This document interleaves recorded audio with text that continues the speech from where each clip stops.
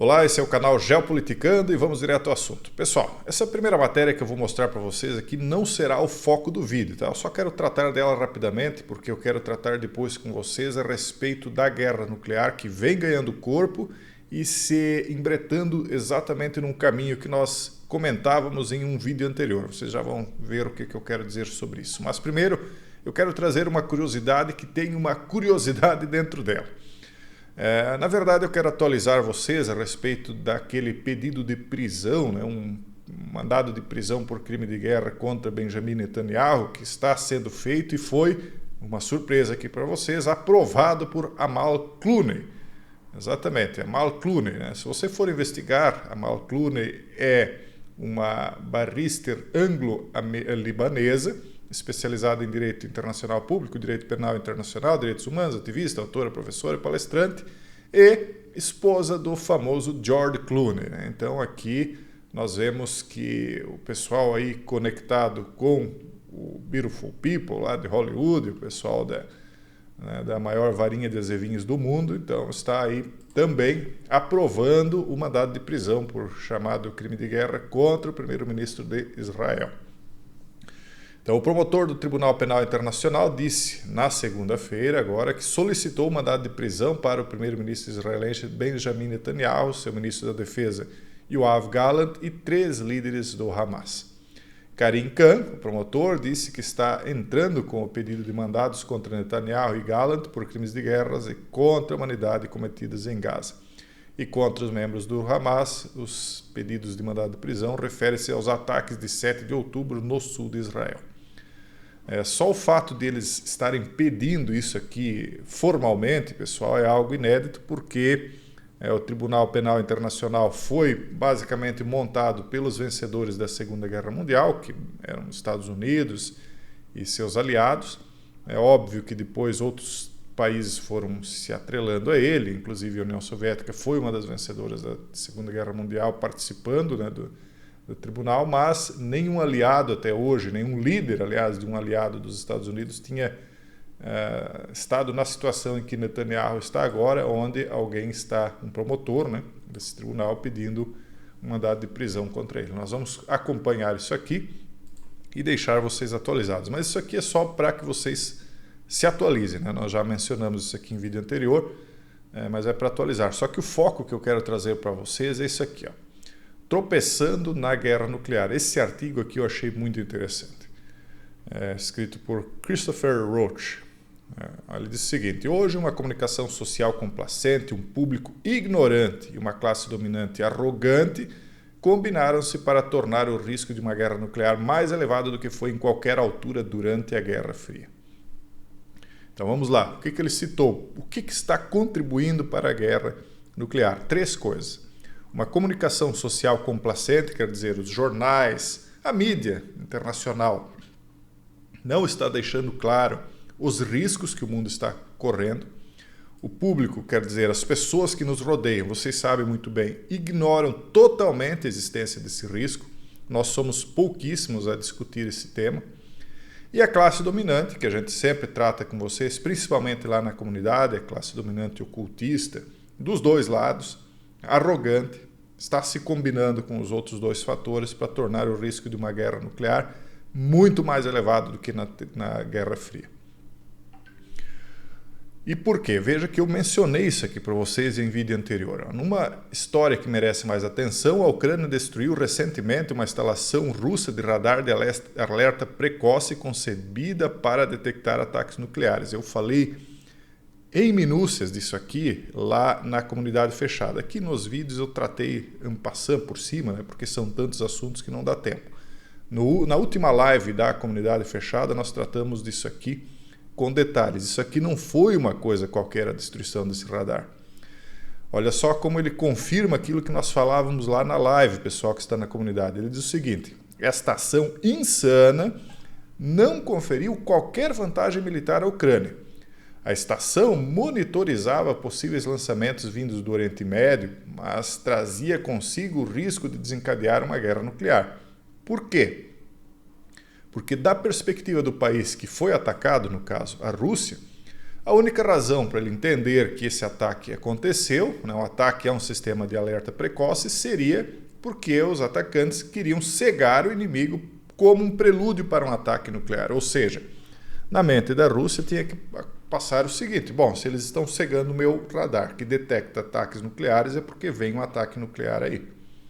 Imagine o risco que nós corremos e a maioria nem ficou sabendo. A mão foi para cima do botão nuclear. Eu falei sobre isso na live passada, não estava brincando, mais gente está falando, e esse aqui agora é interessante que vocês saibam. É de um site de viés liberal e globalista, e se até eles estão falando é porque já está havendo dissidência no próprio Ocidente liberal a respeito das insanidades que estão sendo feitas, que estão empurrando o mundo mais para perto de uma guerra nuclear. Isso não é brincadeira, pessoal. As pessoas, mas isso...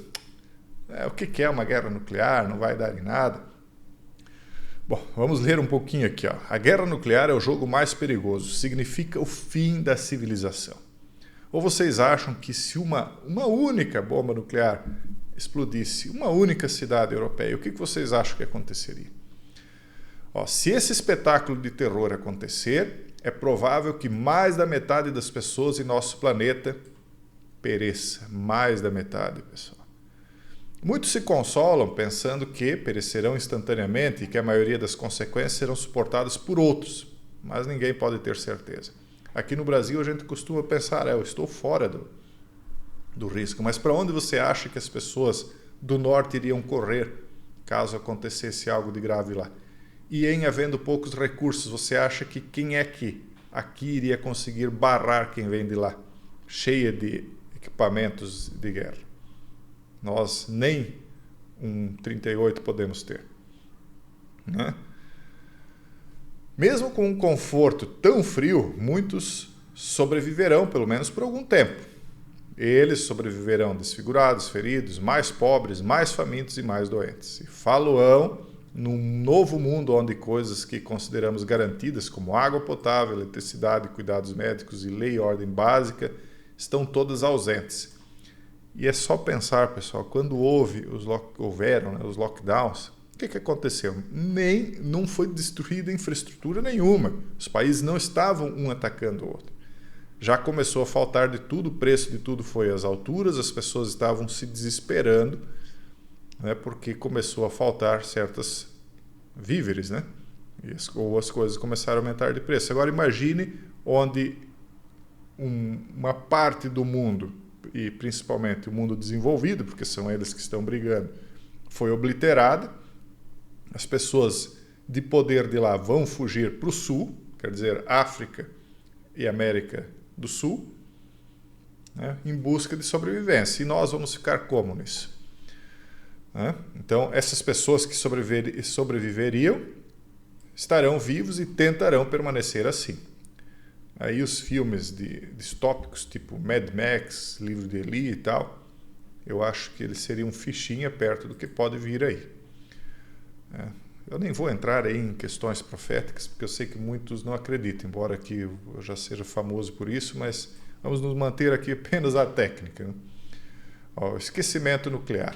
Infelizmente, o medo racional da guerra nuclear não faz parte da consciência pública como antes.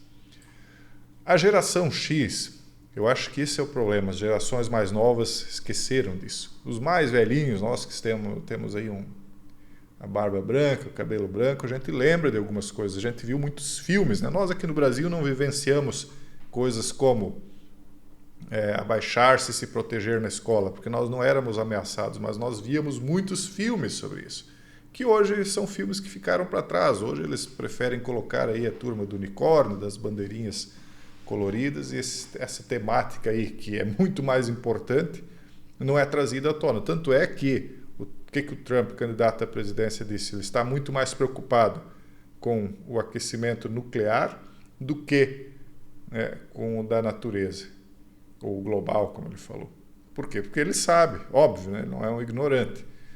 Então, a geração X, os baby boomers, cresceram preocupados com o conflito nuclear. Eles fizeram exercício de abaixar-se e se proteger na escola e viram imagens de testes nucleares na televisão. Isso na nossa época era comum até aqui no Brasil. Óbvio que não tanto quanto para eles, né? dessa época aí que saem aqueles jogos, e o filme agora que está famoso aí, a série, né, o Fallout, por exemplo, porque era a preocupação da época. Vários abrigos nucleares foram construídos, a Suíça é cravejado disso, não existe um prédio ou casa que não tenha, né? Por que eles construíram isso? Porque daí ainda tem o ignorante hoje que é capaz de assistir e dizer, não, isso é exagero. Então por que é que os países desenvolvidos, os países mais ricos, construíram os bunkers nucleares? Embaixo de cada prédio e casa da Suíça tem um. Para quê? De enfeite? Ou para usar eventualmente, né? Então a geração X e os baby boomers tinham uma noção da escala dos riscos de livros como Alice Babylon e filmes influentes como Dr. Strangelove, War Games e The Day After. Como eu falei, filmes que hoje não se faz mais, né? E as gerações atuais não vão assistir filmes antigos, é muito difícil. E queira ou não queira, pessoal, eu sei que, mas filme, não. O filme, ele molda a mentalidade das pessoas. O filme, ele cria, como é que eu posso dizer assim, a programação mental daquela geração. E hoje isso não se faz mais. E aí há quem diga o seguinte, mas eu nem sequer acredito que exista bomba nuclear, porque existe uma discussão dessa, talvez você não saiba, tem gente que não acredita. E aí você diz, mas como? Hiroshima e Nagasaki? O argumento dessas pessoas é que o que aconteceu lá foi um ataque massivo, né, de bombas H e outras, né, que são meramente TNT concentrado e não nuclear. Mas independente se é nuclear ou não, mas o fato é que são altamente destrutivos, como nós vimos em Hiroshima e Nagasaki.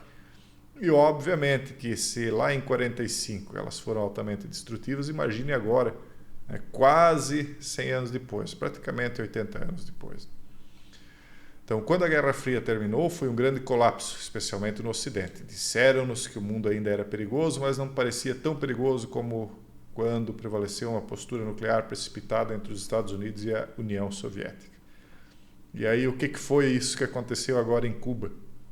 Como na Bahia, lá que entrou aquele vibrador gigante lá por trás de Cuba, lá na Baía de Cuba, aquele submarino nuclear e o navio russo e norte-americano. O que eles estão fazendo? É a Guerra Fria de novo. Eles estão dizendo, vocês estão lá na Ucrânia, nós estamos aqui em Cuba. Só que hoje eles estão fazendo isso de uma forma mais discreta. E as pessoas, se forem pegas, vão ser pegas com muita surpresa, porque é muito pouca gente que está esperando isso aí. Quando a Guerra Fria terminou, foi o grande colapso, eles dizem, né?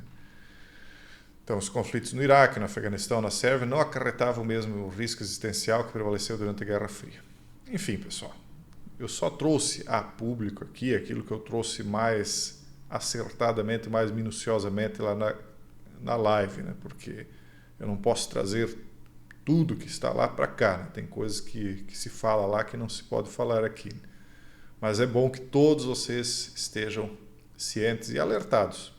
E aí, muitos de vocês podem fazer como os líderes ocidentais, né? A classe dominante e arrogante, como eles dizem aqui. Porque a classe dominante ocidental, arrogante, e a russa também, né? Mas principalmente a ocidental que vem provocando os russos, eles acham que não vai acontecer nada. Eles vão indo à frente e nada vai acontecer. Aí você pode fazer como eles, dizer, não, nada vai acontecer, eu vou continuar aqui a minha vida normalmente. Ou pode pensar o seguinte, olha, talvez isso aí tenha um fundo de verdade. É melhor eu ter uma pequena estratégia para o caso disso acontecer. E a nossa função aqui é de atalaia. Um forte abraço a todos e até o próximo vídeo, se Deus quiser.